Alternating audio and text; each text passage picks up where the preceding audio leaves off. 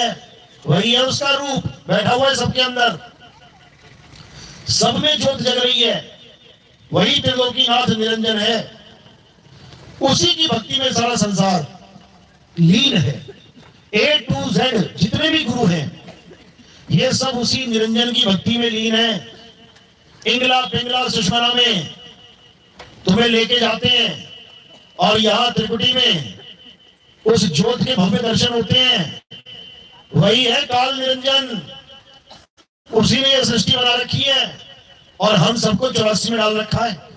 कुत्ता बिल्ली हाथी घोड़ा बकरा सुअर ये उसी ने बना रखे हैं। ये नाली के कीड़े मच्छर मक्खी खटमल कॉकरोच उसी ने बना रखे हैं। 84 लाख बार नाना प्रकार की योनियों में डालता है और केवल एक बार इंसान बनाता है। इतना डरता है इंसान से, इतना डर लगता है उसे इंसान से। कारण क्या है? कारण यह है कि इंसान उसकी जेल तोड़ के भाग सकता है, इस संसार से भाग सकता है। यह संसार एक जेल है, इस जेल में हम सब कैदी हैं। हर कैदी को सजाए मौत हो चुकी है, बस अपने अपने समय का इंतजार कर रहे हैं कैदी। कुछ छोटी सी उम्र में मर जाते हैं, कुछ अधेड़ उम्र में होके मरते हैं, कुछ बूढ़े होके मर जाते हैं। मरना सबने है, फांसी सबको हो चुकी है। समझ लो सजा फांसी की हो चुकी है, बस लगनी बाकी है। जिसके लगती है हाय हाय करता चला जाता है और जिसके नहीं लगी उस वक्त वो कहता है अरे मैं थोड़ी नहीं मरूंगा। वो मरेगा, मर गया और अपनी मौत को भूल के, अपनी फांसी की सजा को भूल के मजे लेने में लगा हुआ है। उसके बाद कुछ दिन बाद उसका नंबर लग जाता है, फिर वापस फिर हाय करता मर जाता है। और ये कोई एक बार नहीं मरेगा। तुम सोचो एक बार बंदा मर गया खेल खत्म, अरे खेल तो वहां से शुरू होता है। खेल कहां शुरू होता है? जन्म से। जन्म कैसे होता है? जब कहीं मरोगे तभी तो जन्मोगे। तो मरने के बाद खेल खत्म नहीं होता है, मरने के बाद अगला खेल शुरू हो जाता है। फिर जन्मोगे, फिर पढ़ोगे लिखोगे, अगर इंसान जन्म मिला तो 84 काटने के बाद फिर तुम्हें वही ब्याह शादियां मिलेंगी, फिर बच्चे होंगे, फिर दादा परदादा बन जाओगे, फिर मर जाओगे, फिर आ जाओगे किसी कुतिया की योनि में, फिर वहां से बच्चा बन के आओगे, फिर कुतिया को मां समझोगे, कुत्ते को मां बाप समझोगे, फिर मर जाओगे, फिर किसी और 84 में चले जाओगे। नाना प्रकार की योनियों में भ्रमण करते करते इंसान जन्म में आते ही एक बार मिलेगा। इंसान जन्म में आते ही सब भूल जाते हो, सारे दुख सारी योनियां सब भूल गए। अब क्या लग रहा है? मैं तो राजा हूं, मैं तो सबसे महान हूं, मैं तो ऐसा हूं, मैं तो वैसा हूं, सब भूल गया। 184 का भ्रमण भूल गया और अब अपने अहंकार में घूम रहा है। मैंने ये कर दिया, मैंने वो कर दिया, मैं फलाना, मैं ढिकाना, मैं इतना बड़ा, मैं उतना बड़ा, उसी में लगा पड़ा है। उसके बाद फिर प्राण निकल जाएंगे, फिर जीरो हो जाएगा बेचारा। तो क्या करना है? इस 84 के चक्कर को तोड़ देना है। कैसे तोड़ पाएंगे इसको? क्या रास्ता है इसको तोड़ने का? जप और तप तो बिल्कुल नहीं। कोई सोचे गुरुजी ने मुझे मंत्र दे दिया, अब मैं दिन रात मंत्र जप रहा हूं, मेरा भवबंधन टूट जाएगा। कभी नहीं टूटेगा। कबीर साहब समझा रहे हैं, मंत्र जपने वाला कभी मुक्त हो ही नहीं सकता, तपस्या करने वाला कभी मुक्त हो ही नहीं सकता, हवन यज्ञ करने वाला कभी मुक्त हो ही नहीं सकता, तीर्थों में स्नान करने वाला कभी मुक्त हो ही नहीं सकता, परिक्रमा करने वाला कोई वृंदावन की कर रहा है, कोई नर्मदा की कर रहा है, कोई किसी की कर रहा है, कभी मुक्त नहीं हो सकता। मंदिर मस्जिद गुरुद्वारे चर्च में जाके पूजा करने वाला कभी मुक्त नहीं हो सकता। तो मुक्त कौन होगा ये भी बता रहे हैं। क्या कह रहे हैं? जल में मीन प्यासी, मोहे देखते आवे हासी, आत्म ज्ञान बिना नर भटके, कभी काबा कभी काशी। कह रहे जल में मीन प्यासी, यानी जितना पानी मछली से दूर है इतना ही दूर परमात्मा तुझसे है। यानी वो अंग संग है लेकिन ढूंढे नहीं मिल रहा है। कारण क्या है? गुरु नहीं है जीवन में। कहते जिसका कोई गुरु नहीं होता उसका आध्यात्मिक जीवन कभी शुरू नहीं होता। वो मंत्र जपता मर जाएगा बेचारा। मंत्र जपना और आध्यात्मिक जीवन जीना ये दोनों में जमीन आसमान का अंतर है। मंत्र जपने वाले को जपी कहते हैं, जपी। और आध्यात्मिक क्या होता है? अध्यात्म प्लस अध्याय प्लस आत्म इज इक्वल टू अध्यात्म।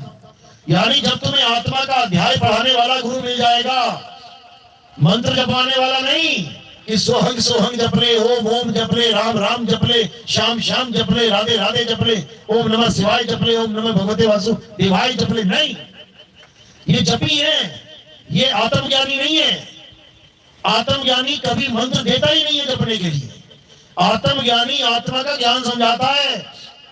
आत्मा की वजह से ही ये सारे मंत्र जपे जाते हैं। कोई भी नाम ले लो, जय श्री राम किसकी वजह से निकला? आत्मा की वजह से। अल्लाहू अकबर किसकी वजह से निकला? आत्मा की वजह से।